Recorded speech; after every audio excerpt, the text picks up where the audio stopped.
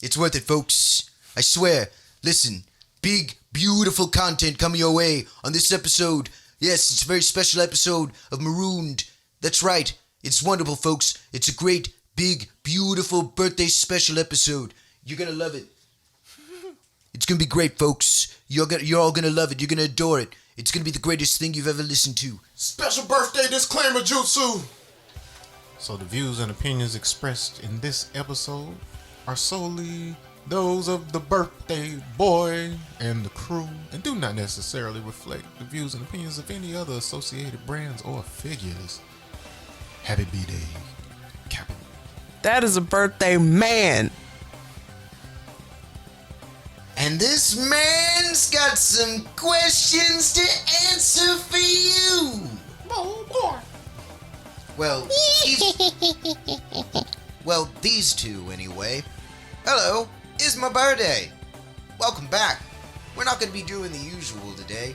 We figured we'd give our brains a break, and instead of educating you guys on generational traumas, we figured why not just take pokes at my personal ones? Yay! No, that's not what that was about. I thought we were trying to do the blatant YouTuber parasocial relationship building quick exploit cheat. Was that not the plan here? No, it's just a Q&A, man. Oh! Well, that's far less sinister. All right, I'm in. Sure. Well, why not? Let's go for it. All right. Magical girls first. Okay, so you surf. That's not the question. When you're out in the water, when you're up against the wave, you've caught the wave. What's that part like? Church. It's literally the closest thing I have to going to a temple or a place of worship. Like, there's nothing more beautiful to me, man, than, like, you're literally sitting in the cradle of life itself.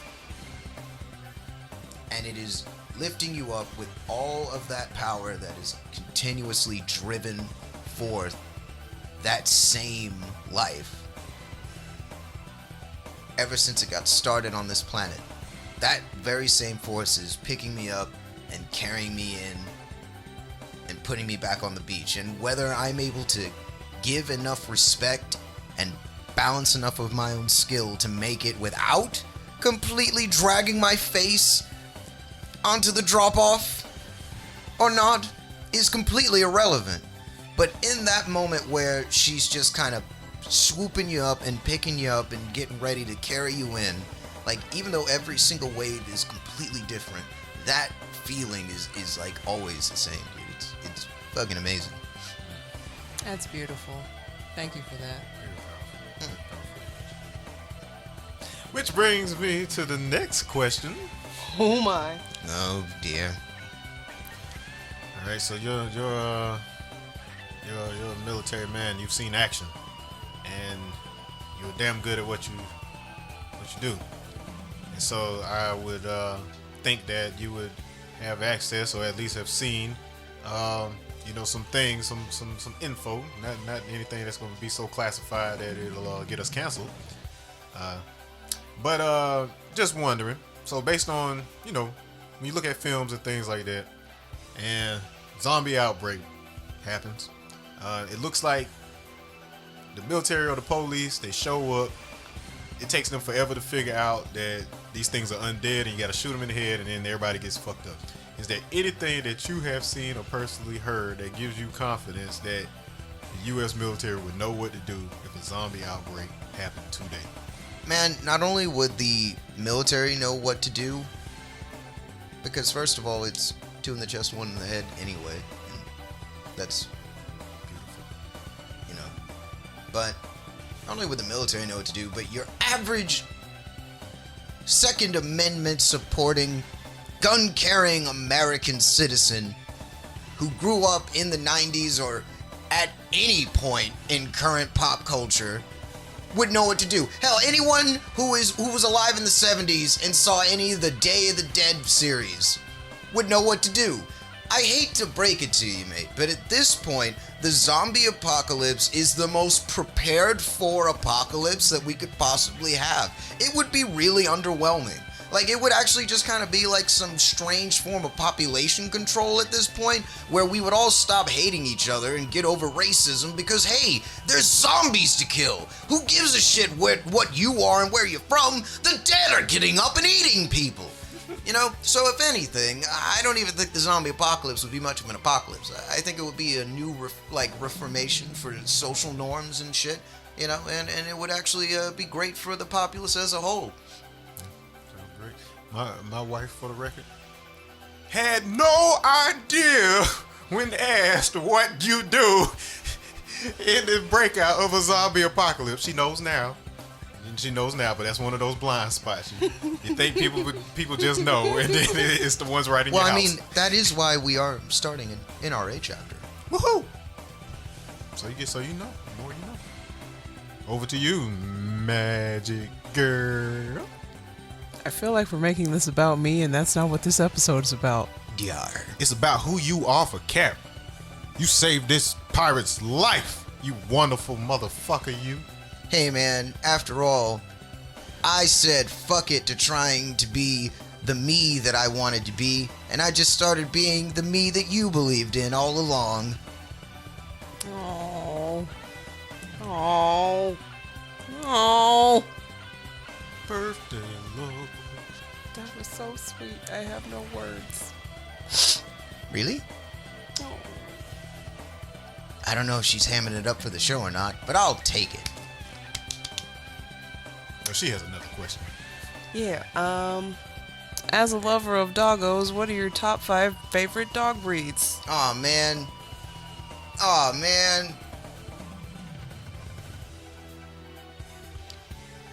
Pibbles for sure. Pibbles / Staffies. Because honestly, it's illegal to make anyone choose. Sweetest babies. Yes, yes. Blue healers because long-lived, super smart, really awesome doggos who literally grow with their person over the years because they live upwards of 22 years. Like, seriously, you can't beat them for a super smart, really healthy, hardy dog. It's pretty impressive. Giant Schnauzer. They're big, they're German, they have the most wonderful beards and eyebrows. They're very expressive, they're really vocal, and again, they're a dog that bonds with you. They're really fucking cool. See, it always gets hard. It gets rough. Well, we're at 3. I know, it's rough now that I'm here. Punch. All the puns. God help me, puns. I mean, I know that we need to get to 4, but forgive me, I must take pause. That's why there's no cameras in here, folks. That pause right there. I really, really dig beagles, actually. I think they're great because they do what they do, and that is let you know that they see it. Whatever the fuck that it is literally depends on whatever the fuck it wants that it to be, but that beagle's gonna let you know that they see that it, and you're gonna know, and everyone's gonna know, and they're gonna be so happy to let you know what that it is. It's like people don't understand the key to beagles is making sure that he knows what the it that he needs to let you know about is, and then he will consistently let you know. They make great little alarms. They make great little sentry dogs because, hey, you're not supposed to be in here. Hey! It's literally all they do. It's great. And then the cop-out of cop-outs, mutts. Yeah.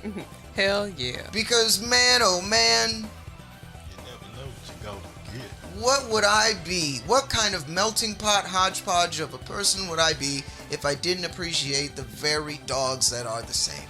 Yes, indeed. Well, while we're doing countdown, what are your top 5 favorite Gundam mobile suits? Damn. I don't think my fan base is ready to know that I'm that much of a nerd, but Hey, why the hell not? Sure. Don't have to be in any particular order, do they? Alrighty. Sweet. So much easier. Woo! It's so much easier. Okay. So let me think here. My top 5 faves. No particular order. No particular order. You know what, man? I'll even give you reasons why. Is it my birthday? Hey, man, what can I say? I'm always trying to give the best gifts that I can when I can give them. And you asked me a question, I may as well make the question entertaining for you. Alright, so, first of all, the Easy 8. This thing was just the shit to me. From its aesthetic, how unique it is, it wasn't a traditional looking Gundam, and the fact that it is literally a slapped together repair job of a mobile suit that I already thought was awesome, the Ground Gundam. So they technically share this slot together, but I just really like the Easy 8 because of how unique it is and how it just kind of brawled until it was literal scrap metal at the last second of the series. That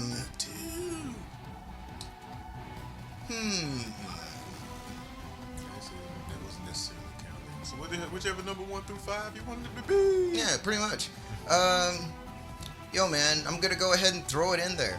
God Gundam, aka Burning Gundam from Mobile Fighter G Gundam.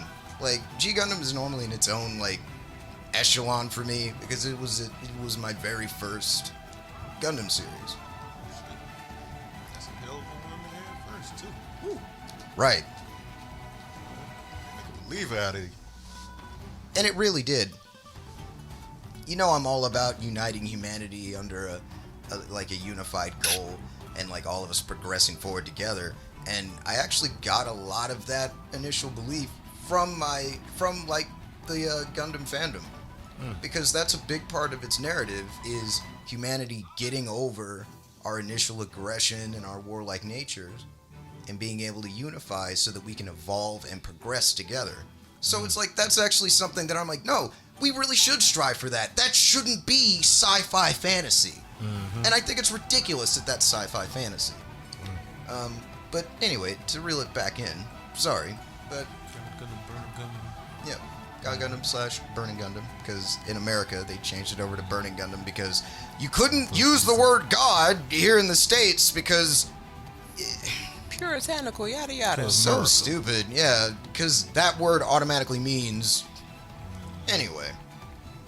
Yeah. Number 3, whether you're counting down or counting up. The Blue Destiny Unit 3. I really, really love the Blue Destiny because it's just an upgrade of the Ground Gundam that can go in space, and it has a really badass like AI control system that just makes it go like ape shit and kick the shit out of everything. It's awesome. It's just really cool. It's really tactical and really clean, and it is a heavy inspiration for my own mech designs. Number 4, I'm actually going to throw in a little curveball here.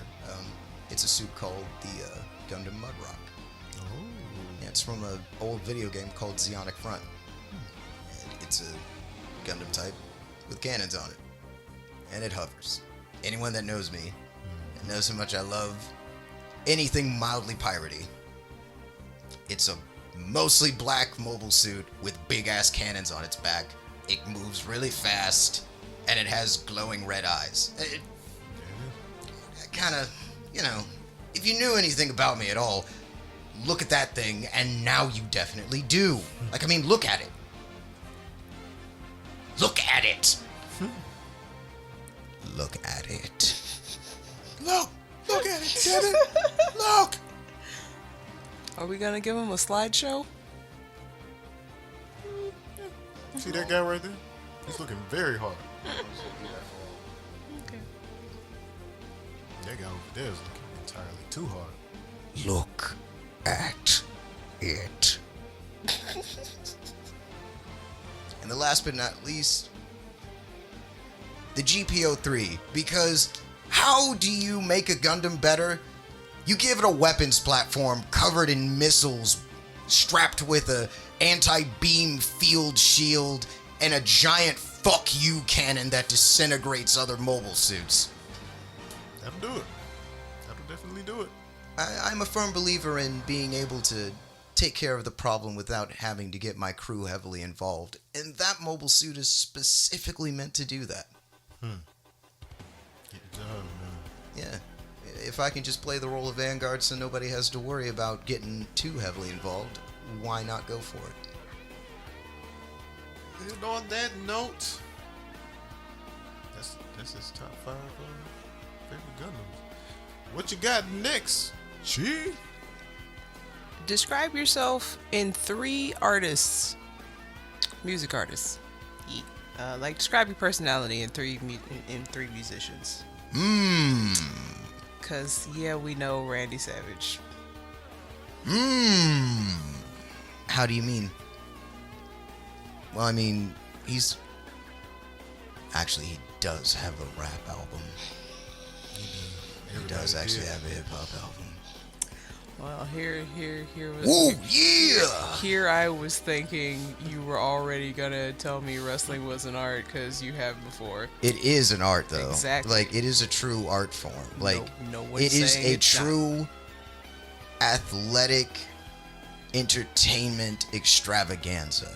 You have to appreciate the passion that goes into wrestling. It is an art form and an entirely underappreciated sector of entertainment. It is criminal how many of us enjoyed wrestling growing up, and that we actually have the I hate to revisit this episode again, but the fucking audacity to try and discredit it as an actual art form. So you know what? Yes.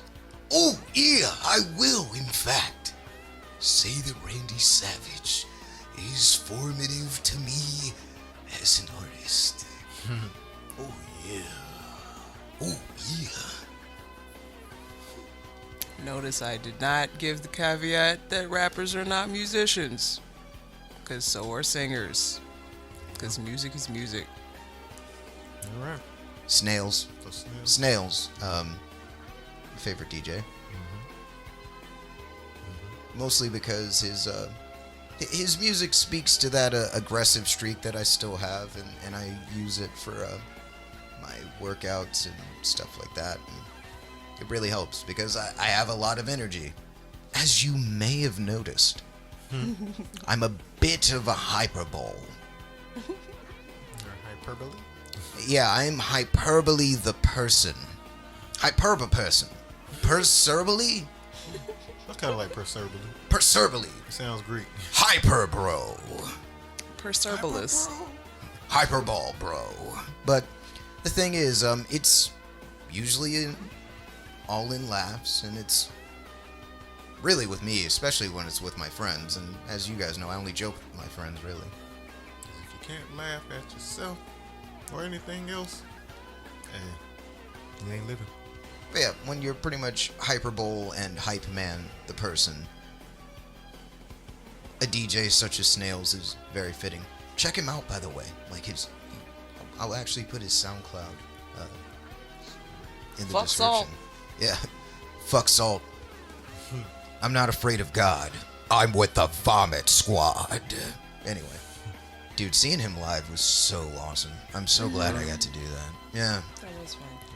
Holy shit, it was so great. Anyway. Headbanging like a maniac.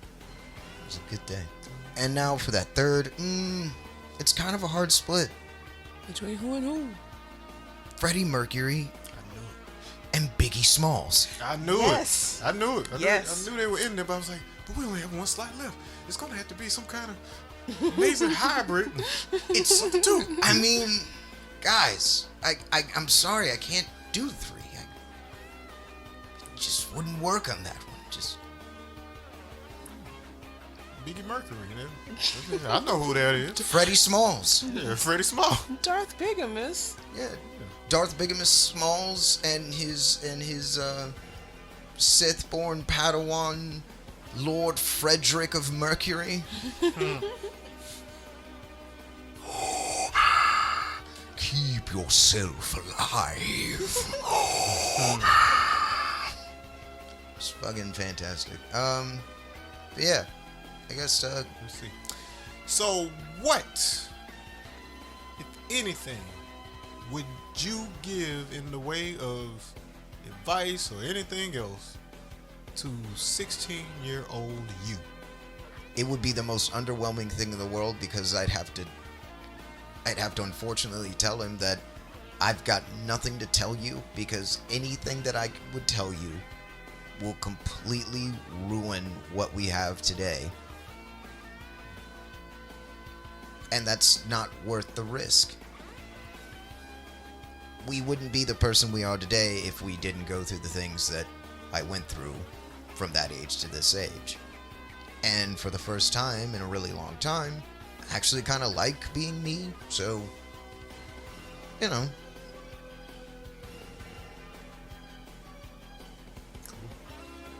Hey, man. If it ain't broke, don't fix it. Yeah. I'm doing what I can. Aren't we all? Speaking of doing what we can you ask another question, Chief? I sure can. Can she? Can do. Can she? Can she? Y'all are ridiculous. The punishment will continue until we get 50 subscribers. I will not end the pun barrage until there are 50. Because then we'll have plenty enough to run the ship properly. I mean, not that we can't do it at 26, but you know, hey. Love every single one of y'all, by the way. Thank you so much for the support. It really is a happy birthday indeed. You know, but anyway, So, I do recall on your journey with your locks, you were inspired by my natural journey to personalize your head of hair. How did you come upon the name Sideshow Bob for your locks? Oh,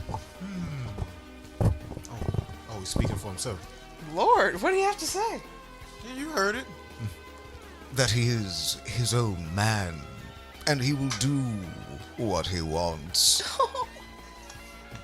I named my hair Sideshow Bob because Sideshow Bob always has his own plan.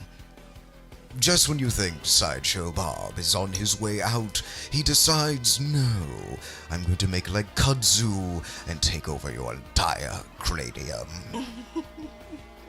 Just when you think, it seems my hair is going to recede anyway, due to the treatments. Very well, I'll just shave my head, while everything else on you dwindles away. Sideshow Bob was here to stay. Well then. He was so resilient, so strangely cunning, like in the way that he almost desperately clung to my head. And I just had to respect, like, that level of constantly plotting, even in the face of imminent demise, even though you know you're going to cartoonishly fail potentially, not wanting to give up your very roots because it's all you've ever wanted to be or know. But yeah. Because he's a conniving, plotting mass that will forever be stalking right behind me, never giving up until I look like an Afro-Caribbean cousin it. And I challenge you, Bob. I dare you to try. A Sasquatch. Lock Squatch. Lock Squatch. But I'll know that I will smell like citrusy goodness. Thanks to Dr. Squatch. Dr. Squatch. We're coming for you, you soapy bastard. You thought you could lather me up, leave me smelling so fresh and so clean, and get away without me shouting you out again? Naughty, naughty, fussy boy. We know you've got soap under that hair of yours. I know you've got the new, fresh, clean scent hiding beneath your floof. I shall have it. And I shall have a new level of clean. For real, Dr. Squatch. I'm filling out that form today. See what we got. See if the Mavocats can't get some soap. See if the Mavocats can't talk clean, talk fresh, talk Squatch. Talk that squat. I just think the two of them like the way I say Squatch. You gotta love the Squatch, Doctor Squatch. Sounds like when you like scratch your crotch, you just squat. Well, now it's ruined. There it goes. Well, there you go. He made sure I will never do that bit again. Or won't I? You put a doctor in front of it, it's official. Because now you're not just somebody doing it. An officially itchy doctor. That's why you need the soap. See, dog? See, it comes together. Come on, man. Why are y'all trying to convince me? Wait a minute. I'm just trying to stall so that you can ask your question. That was my question. Yeah, it's on me now. Let me see. So we I said your question. I was just looking at you she's because you're still doing something. reaching into the ether to see. Look at you all assuming that I was missing the rotation, but in fact, it was I that was throwing the curveball of social responsibility. Just keep you on your toes. You know? Sometimes you gotta do that. All right, so let's see. We got a little bit of time. Let's go ahead and jump to. Oh yes, this was one that CJ enjoyed too. So your parents, I don't know how much we've talked about them on the show. I know at least one of them has gotten a good hearty introduction. But if you had to assign a DC villain to each of your parents, if each of them were a DC villain, who would they be, Captain? Ra's al Ghul for my dad. Just right there for you. Just right there in the front of your mind. That's it. Just the kind of man that would just keep heel kicking his son by his own taint into the Lazarus pit on repeat with like weights tied to his ankles because only the strong may survive. You will swim, you will drown.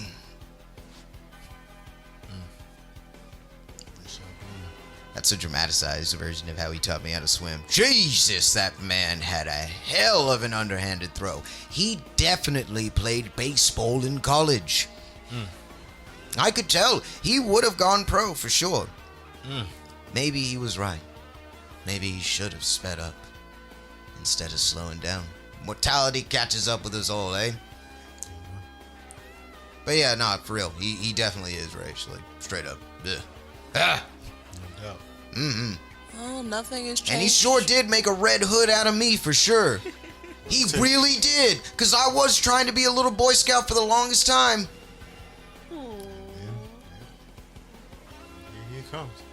I'm really hoping that our nerd fans are enjoying that little This is so little real. sandwich of... Our little red-headed Robin. Oh, thanks, man. Yay. I feel. Yeah, if you ever wondered, how do... Black person with... Yes. I'm a black person with red hair. Ask my friends. There it is. Black pirate, red hair. You know the name. Ja-da-ja-ja-ja-ja. Flint!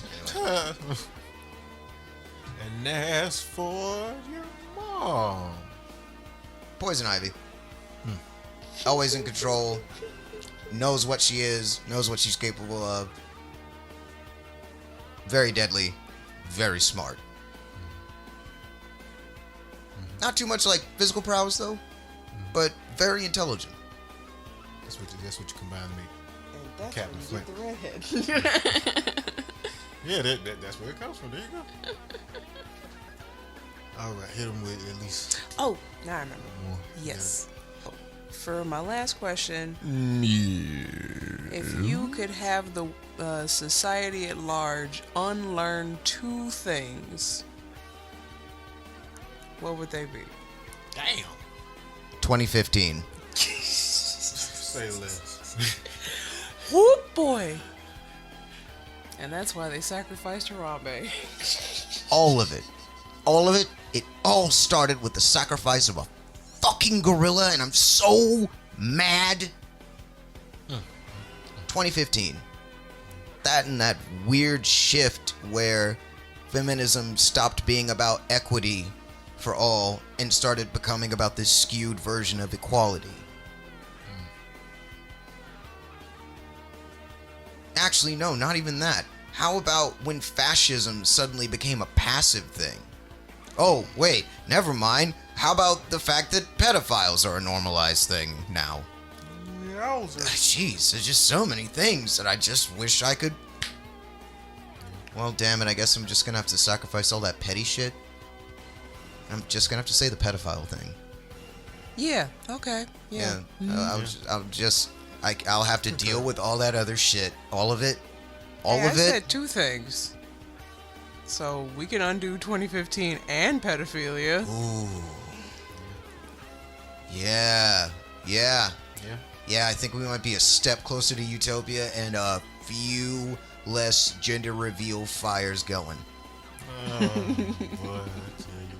Oh. It's a boy! And what a boy!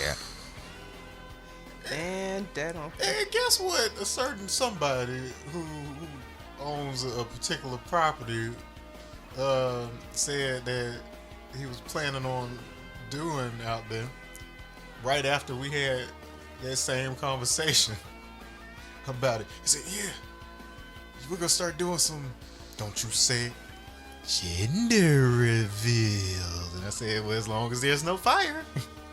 Upset. Which rich one? The obvious one. Heisenberg, why? Definitely thank you for answering our query. I hope that everybody learned as much about the captain as we did. And thanks for answering those questions. I feel like I learned a lot. I hope you guys learned a lot too. You can't just assume things about people based on how they look. Everybody has their own story. Yep. Well, that's a dope perspective. Thank you, my friend. And, yeah, I look forward to having another year with y'all. And we'll be churning out an episode every week as best we can. However, there shall be an upcoming dry spell very soon. Doing some travel. For I will be embarking on my greatest quest yet. More puns. Beast Mastery. Embark. In the service of Doggo. Might be able to document it somehow. Might just, have a multi-part series that I will be, doing for y'all when I get back. But, we will still be talking the usual Marooned stuff next week. Don't you worry, you will get your fill of jubilations. But my crew decided that I needed a break this week, I suppose. Livations instead of jubilations this time around. Indeed. But anyway, my friends, thank you all so much for doing this for me, and thank you all for coming in and listening. TTFN, take care of yourselves. Captain loves you. And merry on birthday. Bye.